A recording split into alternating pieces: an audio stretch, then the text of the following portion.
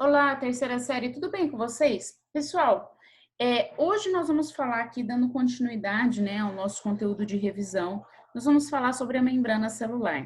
Bom, esse é um assunto que eu gosto bastante de falar, de imaginar a membrana celular. A membrana celular, ela é fantástica, né? Ela que vai fazer o controle de todas as ações que precisam acontecer dentro da nossa célula. Então, a membrana celular, ela é aquilo que vai envolver a célula. Não, a gente não sabia que tinha a membrana celular nessa qualidade que hoje nós sabemos, porque não existia um equipamento capaz de nos demonstrar como era a membrana celular, né? Os microscópios ópticos não conseguiam determinar isso, né? Não tinha essa capacidade, mas a partir do momento em que nós começamos a ter os microscópios eletrônicos, foi possível a gente identificar as várias ações da membrana, porque a membrana celular ela é viva, ela é elástica, ela é capaz de se regenerar, é descontínua, conduz eletricidade e permite uma permeabilidade seletiva de substâncias. O que isso significa? Que ela seleciona aquilo que ela deixa entrar dentro da célula e aquilo que ela manda para fora da célula, tá? Então, a gente fala que a membrana celular ela é um modelo mosaico fluido, em que ela é composta de uma dupla camada de fosfolipídios proteínas que ficam mergulhadas em movimento nessa dupla camada de fosfolipídios, tá? Então, todas essas bolinhas azuis aqui que eu coloquei nesse desenho seriam a camada de fosfolipídio. Perceba que ela tem uma dupla camada de fosfolipídio. Esses rosinhas aqui, esses grandões aqui, rosinhas, são as proteínas. Essas proteínas podem facilitar a entrada e saída de substâncias. E aí, de acordo com essa facilidade em que a membrana permite, isso pode ter um gasto energético ou não, e ela pode também selecionar aquilo que ela deixa entrar dentro da célula e aquilo que ela permite que a célula deixe sair, tá?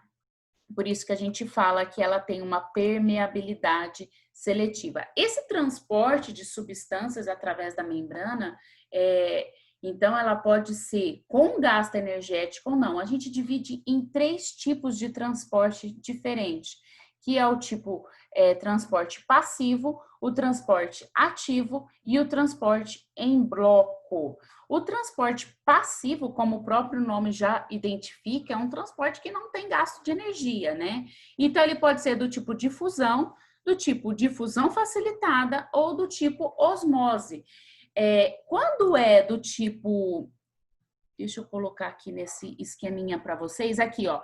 Difusão, ele vai transportar o soluto a favor de um gradiente de concentração ou de pressão, tá? Então, o transporte passivo aqui pode ser difusão simples, em que o soluto apolar se difunde pela camada, ele simplesmente passa, né?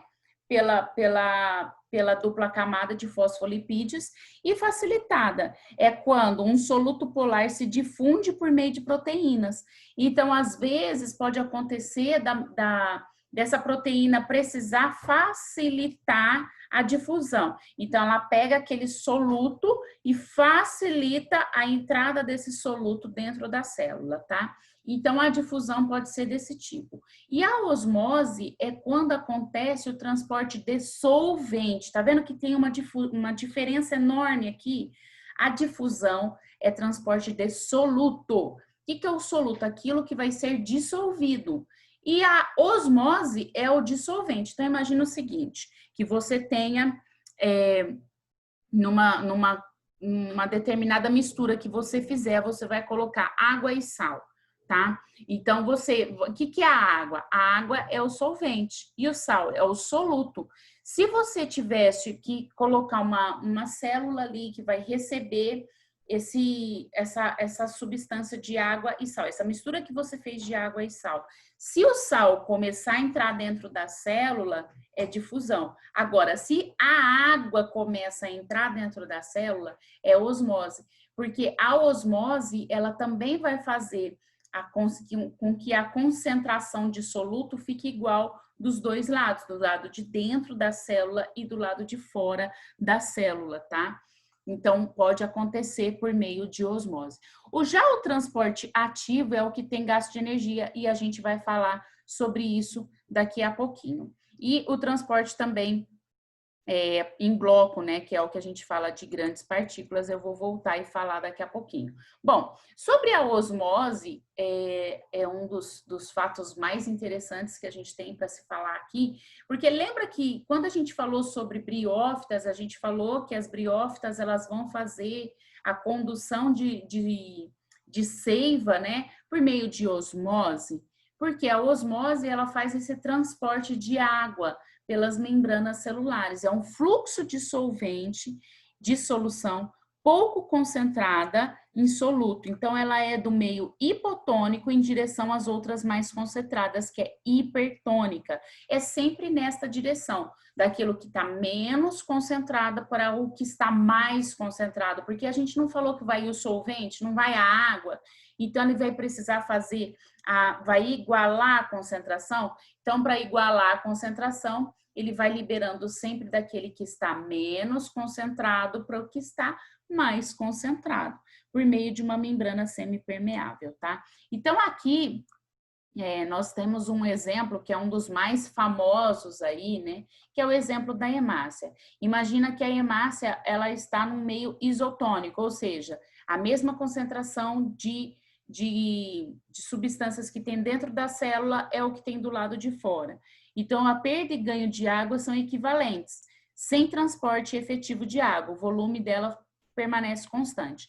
Só que se você colocar essa mesma hemácia num meio hipotônico, ou seja, que está menos concentrado em soluto, ela vai ter um ganho efetivo de água, porque ela vai começar a absorver água dentro dela e ela vai ficar túrgida, ela vai ficar inchada, tá?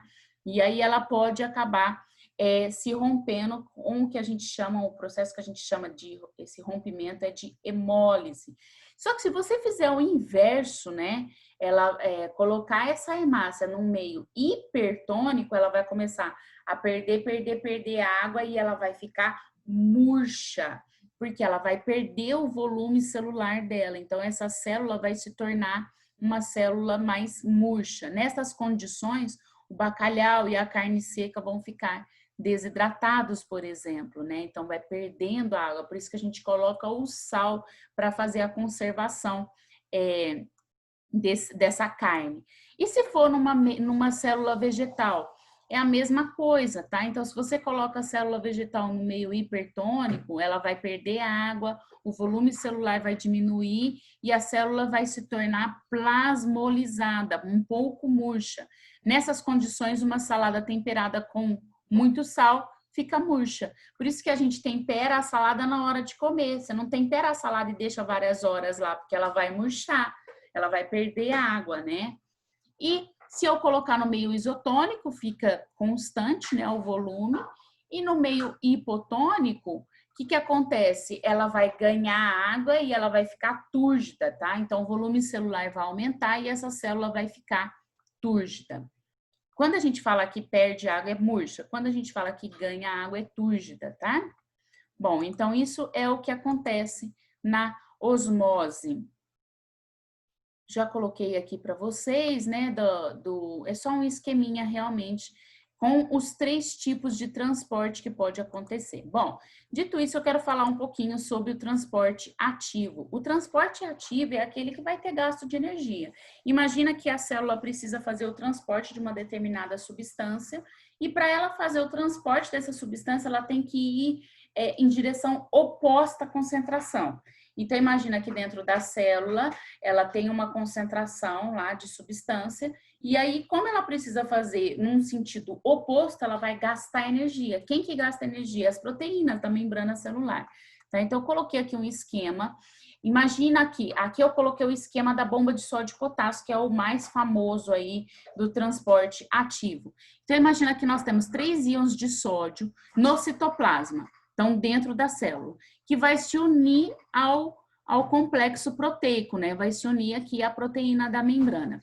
Aí ocorre uma transferência de fosfato energético, né, que é o ATP, para o complexo proteico. Então, essa proteína vai precisar lançar o sódio para o lado de fora. Os íons de sódio não são lançados para o meio extracelular, é jogado para fora da célula.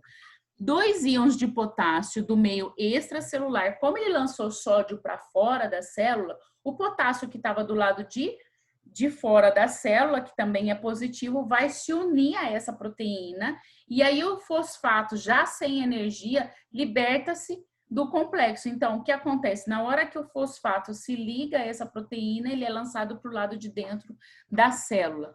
Os íons de potássio, então, são lançados para dentro da célula. Esse gasto de energia que aconteceu aqui no ponto 2 é o que vai determinar o transporte ativo da bomba de sódio e potássio. Pode acontecer também o transporte em bloco, que é quando a célula precisa fazer o transporte de substâncias sólidas ou de substâncias maiores, tá? Então, a célula ela vai modificar a sua superfície caso ela precise incorporar ou eliminar substâncias grandes que romperiam a sua membrana. Nesse daí, a gente pode ter as do tipo endocitose, endo é interno, ou exocitose, que é externo, para fora. A do tipo endocitose, a gente subdivide também, né?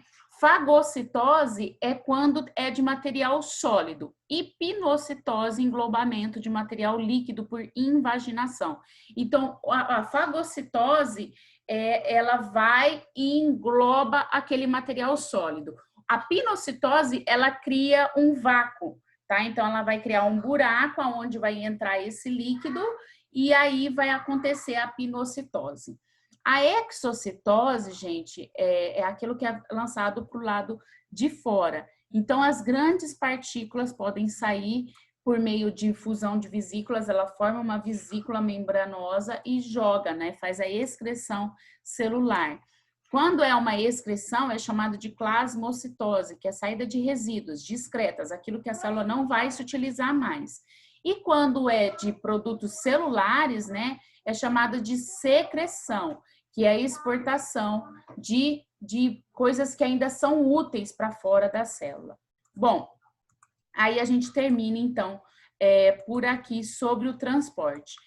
A membrana celular, ela pode ter também especialização, tá? Então, por exemplo, as microvilosidades que a gente tem no intestino, que vai aumentar a superfície de absorção.